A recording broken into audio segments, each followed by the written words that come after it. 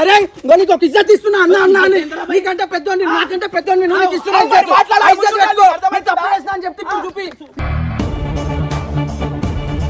ఏ తప్పు లేని తప్పు చేసినా నువ్వు అది నిందలేస్తారు కదా అన్న అన్న నువ్వేయలేదన్నా అన్న ఓవరేయలేదన్నా అది నిజం ఎవరో కూడా చెప్తారు. ఇమ్రాన్ అన్న బబ్బు కట్టప్ప ముగ్గురు కలిసి హర్షకు అత్యవసరంగా ఒక ప్రదేశానికి రమ్మని కబురు చేశారు. హర్ష అక్కడికి చేరుకోగానే ఇమ్రాన్ అన్న సూటిగా విషయానికి వచ్చాడు. హర్ష ఇకపై ఛానల్ కు రావాల్సిన అవసరం లేదని ఖచ్చితంగా చెప్పాడు. అందుకు కారణం హర్ష వారిద్దరి గురించి వెనుక మాటలు చెబుతున్నాడని, దానికి సంబంధించిన ఆధారాలు కూడా తమకు లభించాయని ఇమ్రాన్ అన్న గద్దించాడు. అంతేకాకుండా బబ్బు కూడా హర్షను ఛానల్లో చూడటానికి ఇష్టపడటం లేదని స్పష్టం చేశాడు. హర్ష బబ్బు గురించి ఏదో తప్పుగా చెప్పాడని వారు ఆరోపించారు.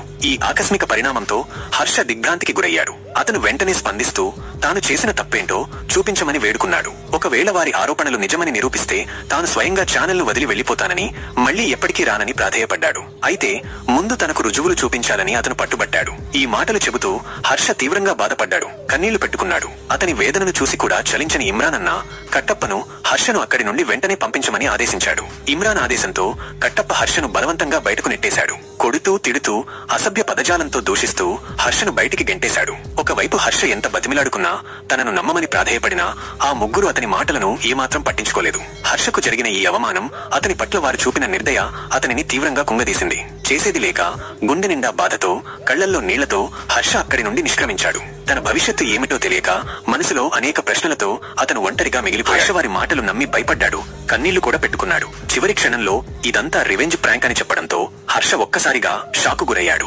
ముగ్గురూ నవ్వుకున్నారు. కానీ హర్ష మనసులో మాత్రం ప్రతీకార ఆలోచన మొదలైంది.